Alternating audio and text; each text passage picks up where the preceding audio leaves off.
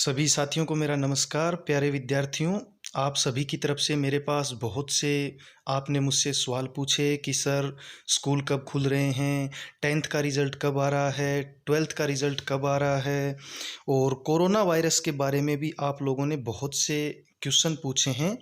तो मैं आज आपके सामने एक छोटी सी वीडियो लेके आया हूँ जिसमें मैंने पूरा समराइज़ करने की कोशिश की है कि क्या है कोरोना वायरस, फ्यूचर में इसका क्या होने वाला है, स्कूल कब खुलने वाले हैं और आपका जो रिज़ल्ट है जिसका आप बेसब्री से इंतज़ार कर रहे हो 10th और 12th का, वो कब तक आपके सामने आ जाएगा और आप कब स्कूलों में नॉर्मल दिनों की तरह जाने लगेंगे। तो सबसे पहले स्टार्ट करते हैं, कोरोना वायरस के बारे में थोड़ा जानते हैं, क्या था, कहाँ से शुरू हुआ, कैसा क्या इसका अभी चल रहा है। तो वीडियो शुरू करते हैं। तो बच्चों, कोरोना वायरस की जो उत्पत्ति है वो चीन में मानी गई है। चीन के वुहान शहर में सबसे पहले कोरोना का संक्रमित देखा गया था। चीन में अब तक 5,000 से ज़्यादा लोग इस बीमारी से मारे जा चुके हैं। बहुत से कंट्रीज़ ने ये भी एलिगेशन या आरोप लगाया है चीन पे कि चीन ने ही कोरोना वायरस को वुहान की एक लैब में तैयार किया था, लेकिन अभी तक कोई इसका ऑफिशियल आंकड़ा नहीं है। चीन ने इस वायरस को बहुत हद तक कंट्रोल कर लिया है। चीन के अलावा ये बहुत से देशों में वायरस फैल चुका है, जैसे दक्षिण Korea, Iran, Italy, America, Bharat, France. ये कुछ मुख्य देश हैं जहाँ पे ये वायरस विकराल रूप ले चुका है। इस जानलेवा वायरस की चपेट में अगर आज की दिनांक में बात करें तो लगभग दुनिया के सारे देश आ चुके हैं। WHO ने इसे महामारी घोषित किया हुआ है। अगर भारत की बात करें तो भारत में भी यह बीमारी विकराल रूप ले चुकी है।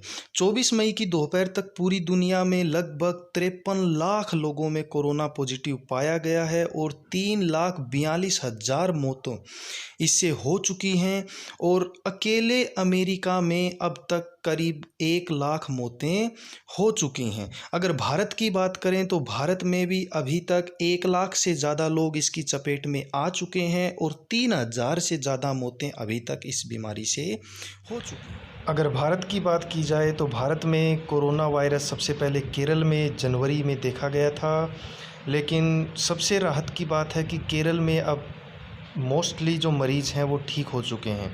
अब तक अगर कोरोना वायरस से संक्रमित का आंकड़ा देखा जाए तो वो 1,29,000 को क्रॉस कर चुका है।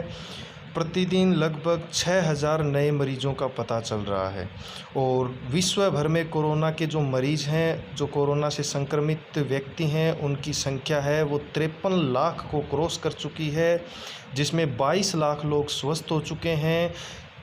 3,42,000 से ज़्यादा मौतें हो चुकी हैं और सक्रिय मरीजों की संख्या 28 लाख के करीब है। भारत के टॉप स्टेट्स की बात करें जिसमें सबसे ज़्यादा कोरोना संक्रमित मिले हैं तो उसमें सबसे पहले महाराष्ट्र का नाम आता है। इसके अलावा गुजरात, दिल्ली, तमिलनाडु, राजस्थान, मध्य प्रदेश, उत्तर प्रदेश, ये कुछ ऐसे स्टेट्स हैं जहां कोरोना संक्रमितों की संख्या सबसे ज़्यादा है और दिनों दिन बढ़ती जा रही है।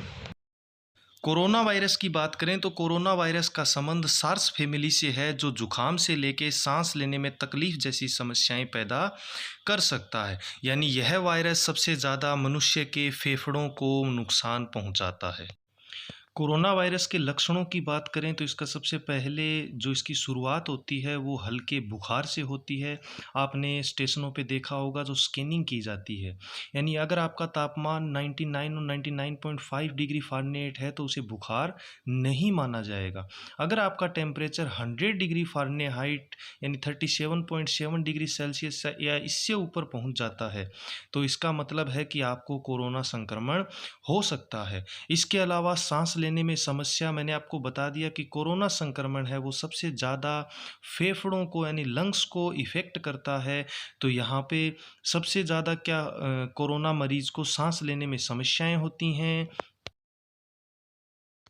इसके अलावा सूखी खांसी, डायरिया, उल्टी, सूंघने और स्वाद की क्षमता में कमी, फ्लू कोल्ड जैसे लक्षण, ये कुछ कॉमन लक्षण हैं जो कोरोना वायरस से संक्रमित व्यक्ति में मिल सकते हैं। अगर इनमें से कोई भी लक्षण आपको दिखता है तो सबसे पहला समझदारी का काम यही है कि बिना देरी किए डॉक्टर को दिखाना चाहिए। कोरोना वायरस से सबसे ज़्यादा खतरे की बात करें तो सबसे ज़्यादा खतरा कोरोना वायरस से बुजुर्गों को है। इसके अलावा जिन बच्चों की आयु है वो 10 ईयर से कम है, उनको भी कोरोना वायरस का खतरा है। ये जो आंकड़े हैं ये स्टार्टिंग के हैं, क्योंकि बच्चों का इम्यूनिटी पावर है वो भी कम होता है, और जो बुजुर्ग साथ में अगर उनको कोई और डिजीज है जैसे मधुमेह है, हाइपरटेंशन है, तो उनको इस बीमारी से बहुत ज़्यादा खतरा है।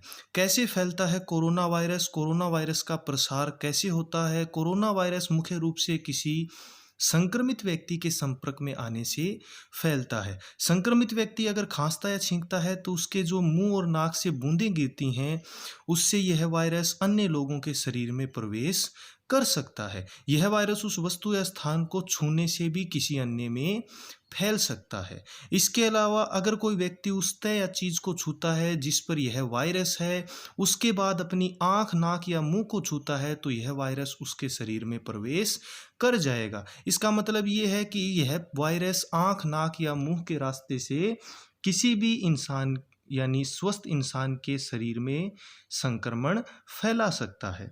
कोरोना वायरस से बचाव के लिए क्या-क्या किया जाना चाहिए? सबसे पहले बात आती है कि हमें साफ सफाई का ध्यान रखना चाहिए, यानी हाथों को लगातार साबुन से अच्छी तरह 20 से 30 सेकंड तक धोना चाहिए। बहुत से लोग सैनिटाइज़र का उपयोग भी करते हैं, लेकिन अभी एक रिसर्च में पता चला है कि सैनिटाइज़र का बहुत लंबे समय तक अगर प्रयोग किया जाए तो उससे हमें त्वचा के कैंसर का भी खतरा है। इसलिए साबुन का उपयोग ज़्यादा करना चाहिए। इसके अलावा छींकते और खांसने के दौरान हमें अपने मुंह पर कोई कपड़े का यूज करना चाहिए, और बाद में उस कपड़े को अच्छे से वॉश करके दोबारा यूज में लिया जाना चाहिए, या फिर किसी नए कपड़े का यूज करना चाहिए। 5 बार हाथ धोएं। विश्व स्वास्थ्य संगठन ने वायरस से निपटने के लिए साफ सफाई का विशेष ध्यान रखने को कहा है। इसके लिए हाथों की सफाई को प्रमुखता दी है और दिन में कम से कम 5 बार हाथ धुलने का सुझाव दिया है। छींकते और खांसने के बाद, बीमार व्यक्ति से मिलने के बाद, शौच के इस्तेमाल के बाद, खाना बनाने खाने के बाद, पशुओं को छूने के बाद हमें अपने हाथ साबुन से अच्छी तरह से वॉश करने चाहिए।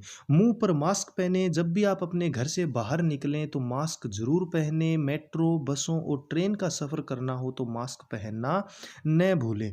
हमारे आदरणीय प्रधानमंत्री श्री नरेंद्र मोदी जी ने भी इस बात पे खास जोर दिया है कि हम अपने घर पे बने हुए सूती कपड़े के मास्क का उपयोग ज़्यादा से ज़्यादा करें। कोरोना वायरस से बचाव के लिए क्या ना करें? छींकने और खांसने वालों से दूरी बनाए रखें। अगर कोई व्यक्ति आपके पास में खांसे या छींके तो कुछ सेकंड तक सांस न लें। ऐसे लोगों से दूर रहने का प्रयास करें जिनमें वायरल बुखार के लक्षण हों, यानी खांसी, जुकाम, बुखार, सिर में दर्द जैसी बीमारियां जिन्हें हों, उनसे दूर रहें। आपको पता चल गया है कि कोरोना वायरस नाक, मुंह और आँखों के सहारे अपने शरीर में प्रवेश कर सकता है, इसलिए हाथ से बार-बार चेहरे को ना छुएँ। ऑक्सफोर्ड विश्वविद्यालय के शोधार्थी एलिस्टर माइल्स के अनुसार अगर गलती से आप किसी संक्रमित व्यक्ति के संपर्क में आ गए हैं या हाथ पर वायरस लग गया है, तो बार-बार चेहरे को छूने से यह वायरस आपके शरीर के अंदर प्रवेश कर जाएगा। इसके अलावा अगर आप लिफ्ट में चढ़ रहे हैं तो वहाँ पे बटन को हाथ से न छुएं, क्योंकि लिफ्ट में अगर कोई संक्रमित व्यक्ति आता है तो वायरस हवा में बना रहेगा।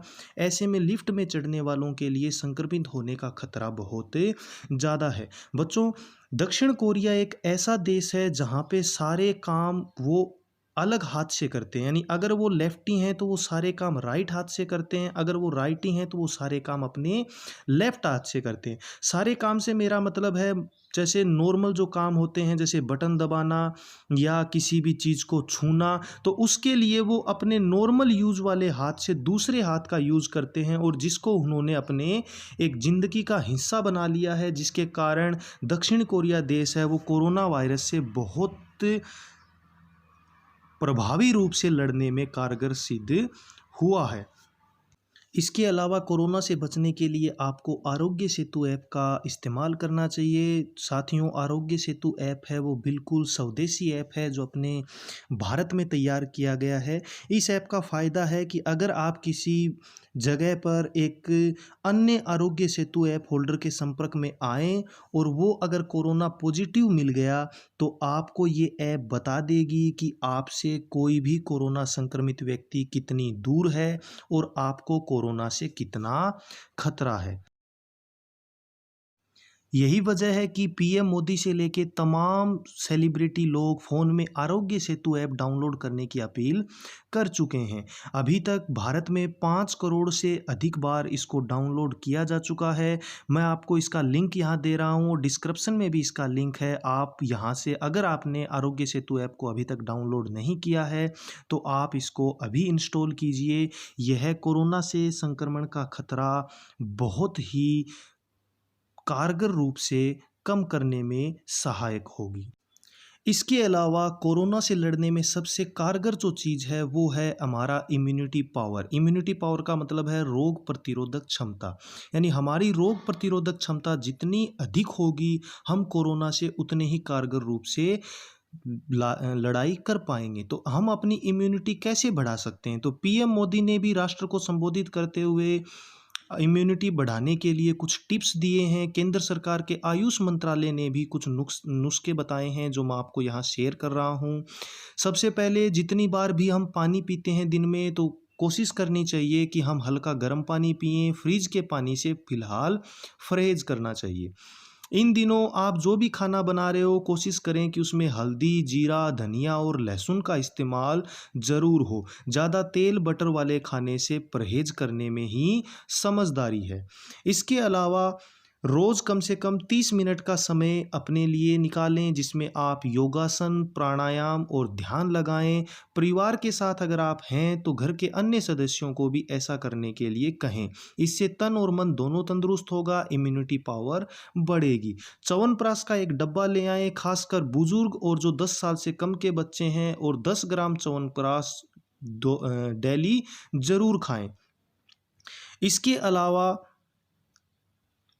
दिन में कम से कम 1 या 2 बार हर्बल चाय या काढ़ा पिएं। काढ़ा बनाने के लिए पानी में तुलसी, दालचीनी, काली मिर्च, सूखी अदरक, मुनक्का मिलाकर आप उबाल लें। स्वाद के अनुसार इसमें गुड़ या नींबू का रस मिला सकते हैं। इसके अलावा ऑयल पुलिंग थेरेपी जिसको बताया है आयुष मंत्रालय ने, 1 बड़ी चम्मच तिल का तेल या नारियल का तेल मुँह में लें।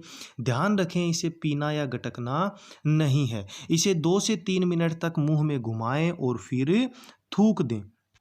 ऐसा करने से आपके शरीर में जो वायरस प्रवेश कर सकता है मुंह, नाक या आँख के रास्ते से, उसमें बहुत ज़्यादा रोकथाम लगेगी। इसके अलावा रोज़ सुबह और शाम नाक के दोनों छिद्रों में तिल का तेल या नारियल का तेल या घी लगाएं। ध्यान रहे इसकी मात्रा बहुत ज़्यादा न हो। Oil pulling therapy nasal application सिर्फ इसी में कारगर होता है कि आपके जो संवेदनशील अंग हैं जिसके रास्ते से आपका वायरस है वो आपकी बॉडी में प्रवेश करता है, तो वहाँ पे बहुत ज़्यादा रोकथाम लगती है। इसके अलावा दिन में कम से कम 1 या 2 बार हल्दी वाला दूध पिएं। 150 मिलीलीटर गर्म दूध में करीब आधी छोटी चम्मच हल्दी मिलाकर पिएं। अगर आपके गले में खरांश है या सूखा कफ है तो दिन में कम से कम 1 बार स्टीम ले सकते हैं। पुदीने की कुछ पत्तियां और अजवाइन को पानी में गर्म करके इसका स्टीम का यूज़ करें। गुड़ या शहद के साथ लौंग का पाउडर मिलाकर इसे दिन में 2 से 3 बार खाएं। हालांकि अगर सूखा कफ या गले में खरांश की समस्या लंबे समय तक रहती है तो बेहतर होगा कि आप किसी डॉक्टर से तुरंत परामर्श करें। कब तक बनेगी कोरोना वायरस की वैक्सीन? तो दोस्तों, ज़्यादातर साइंटिस्टों ने, ज़्यादातर वायरोलॉजिस्ट ने यही बताया है कि इस साल के अंत तक कोरोना की वैक्सीन आ सकती है, लेकिन खतरा ऐसा ही बना रहेगा। कुछ वायरोलॉजिस्ट के अनुसार जिस टाइप से हम एचआईवी एड्स जो बीमारी थी जिससे स्टार्टिंग में बहुत ज़्यादा मौतें हुई थी, लेकिन अब हमने उससे लड़ना सीख लिया है, उसके साथ जीना सीख लिया है, उसी प्रकार से हो सकता है कि हमें फ्यूचर में कोरोना वायरस के साथ जीना सीखना पड़े। इसके लिए हमें यही करना है कि सोशल डिस्टेंसिंग का पालन करते हुए, मास्क का यूज़ करते हुए और ऑनलाइन शिक्षण की जो मेथड सरकार ने चलाया है उसका भी हमें ज़्यादा से ज़्यादा यूज़ करना है। प्रधानमंत्री मोदी जी के आह्वान पर देश के युवा साइंटिस्ट हैं वो इसकी वैक्सीन बनाने में निरंतर लगे हुए हैं और आशा है कि जल्दी से जल्दी बाज़ार में इसकी वैक्सीन उपलब्ध हो जाएगी और इस बीमारी से हमें निजात मिलेगी। अब बात आती है बच्चों की स्कूल कब खुलेंगे तो अब मानव संसाधन विकास मंत्री रमेश पोखरियाल निशंक ने बताया है कि स्कूल हैं वो 15 या 20 जुलाई के बाद खुल सकते हैं। लेकिन जो रेगुलर पढ़ाई है, जो पहले की तरह बच्चे स्कूल में आते थे, एक क्लास में बहुत ज़्यादा बच्चों की स्ट्रेंथ होती थी, वो सब नॉर्मल होने में करीब करीब 1 साल का समय लग सकता है। अब स्कूल में बहुत से बदलाव नज़र आएंगे जिसमें मास्क पहनना अनिवार्य हो सकता है। किसी एक क्लास में अगर बहुत ज़्यादा बच्चे हैं तो उनको रूटीन के अकॉर्डिंग बुलाया जा सकता है, यानी एक दिन में केवल 33% या 50% बच्चे ही स्कूल आएंगे। इससे एक बच्चे को एक हफ्ते में केवल 2 या 3 बार स्कूल में आना होगा। ऑनलाइन जो टीचिंग है उसका महत्व बहुत बढ़ जाएगा। तो सभी पेरेंट्स से और सभी बच्चों से मेरी ये रिक्वेस्ट है कि जो बच्चे अभी ऑनलाइन टीचिंग को सीरियसली नहीं ले रहे हैं वो इसे सीरियसली लें, क्योंकि आने वाले कुछ समय तक यही आपके जीवन का हिस्सा होने वाला है। तो जो भी आपको स्कूल की तरफ से निर्देश मिलते हैं, प्रिंसिपल की तरफ से निर्देश मिलते हैं, उन निर्देशों का पालन आप करते रहें। बात करते हैं बच्चों रिज़ल्ट की, तो सीबीएसई के क्लास 10th के बचे हुए पेपर अब नहीं होंगे। आप सभी को मालूम है दिल्ली के कुछ इलाके जहां पे वो पहले वाले एग्ज़ाम भी नहीं हुए थे वहां 1 जुलाई से लेके 15 जुलाई तक एग्ज़ाम होने वाले हैं। कॉलेज और यूनिवर्सिटियों का नया सेशन सितंबर में शुरू होने की प्रबल संभावना है। तो आपका 10th क्लास का रिज़ल्ट है वो जुलाई के लास्ट में आने की पूरी पॉसिबिलिटी है। जिन बच्चों को विश्वास है अच्छे नंबर मिलेंगे वो बच्चे अपने 11th के सब्जेक्ट को अभी से डिसाइड करके ऑनलाइन टीचिंग शुरू कर दें। 12th क्लास के बच्चों के जो बचे हुए एग्ज़ाम हैं वो 1 जुलाई से 15 जुलाई के बीच में होने हैं। उसके रिज़ल्ट है वो अगस्त के फर्स्ट वीक में आने की प्रबल संभावना है। तो 10th और 12th के सभी बच्चों को मेरी तरफ से बेस्ट ऑफ लक। आपका रिज़ल्ट बहुत अच्छा आए और रिज़ल्ट आपका जल्दी आए, जो कि जुलाई लास्ट तक और अगस्त के फर्स्ट वीक में आने की प्रबल संभावना है। तो आपको वीडियो कैसा लगा अपने दोस्तों के साथ भी शेयर करें। मैंने एक छोटी सी कोशिश की है कि कोरोना के बारे में, स्कूल के बारे में सब आपको अवेयर करवाया जाए। अगर आपको अच्छा लगा है तो इसको सब्सक्राइब भी ज़रूर करें, अपने फ्रेंड्स के साथ शेयर करें। धन्यवाद। आप सभी कोरोना से बचे रहें और घर पे रहें, सुरक्षित रहें और पढ़ते रहें। Thank you.